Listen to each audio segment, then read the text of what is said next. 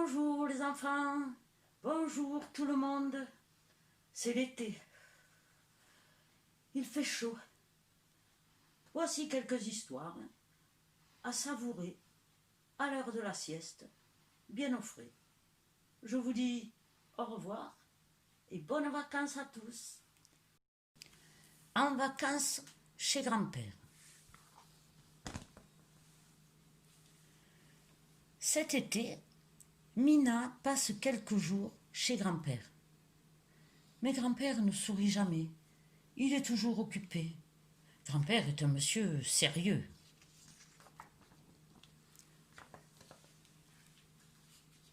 Le métier de grand-père, c'était de fabriquer des grosses machines pour les usines.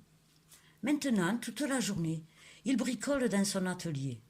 Mais Mina n'a pas le droit d'approcher. Grand-père lui dit en grognant « Interdit d'entrer, j'ai des outils qui coupent, interdit de faire du bruit, et ne t'approche pas de l'étang, c'est tout boueux. » Ce matin, Mina a très envie de jouer. Elle dit « Grand-père, tu crois qu'il y a des monstres dans l'étang ?» Grand-père hausse les épaules. « Mais ne dis pas de bêtises et laisse-moi travailler. » Décidément, grand-père est un monsieur trop sérieux. Pendant que grand-père bricole, Mina s'ennuie. Puisque c'est comme ça, elle décide qu'elle n'a pas besoin de grand-père pour s'amuser. Et pour une fois, elle désobéit. Elle part explorer les bords de l'étang. Mina n'a pas peur de l'eau, elle sait très bien nager. La seule chose qu'elle craint, c'est de se faire gronder. Mais Mina pense « Grand-père est bien trop occupé pour sortir le nez de son atelier. » Avec un bout de ficelle, une branche et un crochet, Mina se fabrique une canne pour pêcher. Il est temps d'attraper les monstres de l'étang.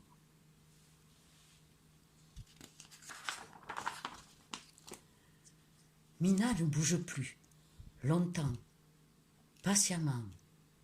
Elle ne quitte pas sa canne à pêche des yeux. Si elle attrape un monstre, attention aux éclaboussures.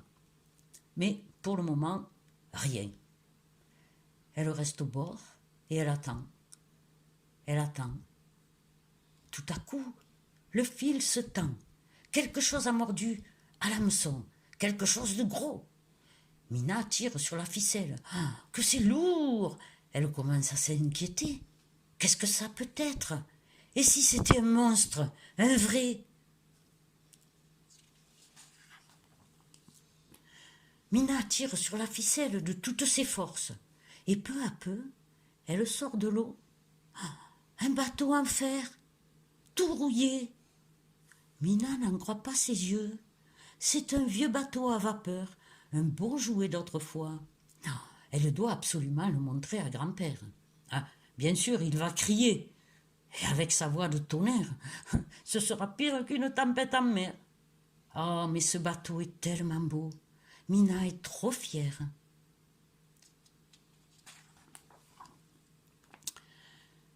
Mina frappe à la porte de l'atelier.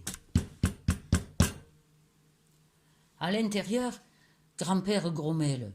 « Je t'ai dit de ne pas me déranger. »« Je sais, » dit Mina d'une petite voix, « mais j'ai trouvé quelque chose dans l'étang. »« Dans l'étang ?» s'énerve grand-père. « Je t'avais interdit de t'en approcher. » La porte s'ouvre en grinçant. Les yeux de grand-père sont durs et pointus comme de cailloux noirs.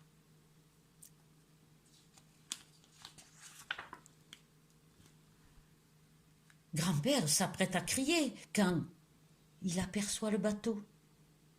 En un instant, la colère s'efface de son visage et il murmure « Oh, mon bateau !»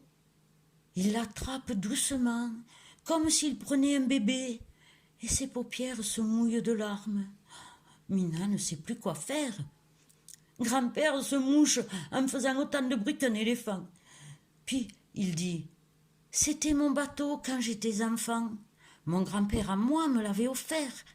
Mais il a coulé au fond de l'étang. Mina est surprise. Elle n'avait jamais pensé qu'un jour, grand-père avait été un enfant. Grand-père fait entrer Mina dans son atelier. C'est la première fois. Elle a le cœur qui bat. « Bon, dit grand-père, tu fais bien attention où tu mets les pieds. » Mina demande, « Mais grand-père, c'est quoi tous ces dessins ?»« Des idées, ma petite fille, des projets. Toute ma vie, j'ai construit des machines pour travailler. Maintenant, j'invente des machines pour m'amuser. » Mina n'en revient pas. Hors de son atelier, grand-père est toujours en train de bouder. Mais là, on dirait qu'il va se mettre à danser. Grand-père pose le vieux bateau sur la table. Mina fait lentement le tour de la coque rouillée. « Tu peux le réparer ?» Grand-père sourit d'un air coquin. « Non, on peut faire mieux que le réparer. » Mina ne comprend pas. Grand-père dit, « Nous allons le reconstruire, en grand, pour nous deux. Qu'est-ce que tu en dis ?» Mina reste sans voix. « Allez, au travail !» s'écrie grand-père. Grand-père montre à Mina comment couper, comment visser. Il dit, « Tu es bien assez grande maintenant pour m'aider. » Et dire que je ne m'en étais pas aperçue.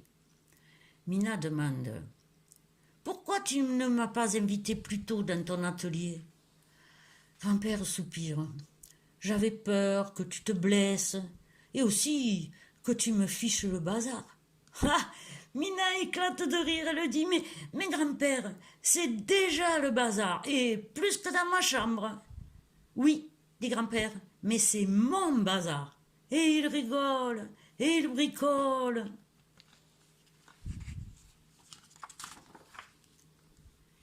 Quelques jours plus tard, le bateau est fini. Sa coque brille dans le soleil. « Tout le monde à bord !» lance grand-père en riant. Le moteur démarre, du premier coup. Et hop, grand-père et Mina zigzaguent à travers les temps. Mina suit des yeux les petites fleurs de fumée qui s'échappent joyeusement de la cheminée.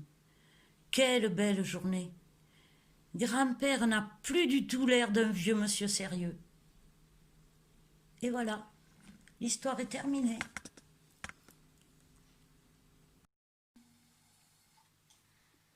Vous m'avez reconnu, j'espère.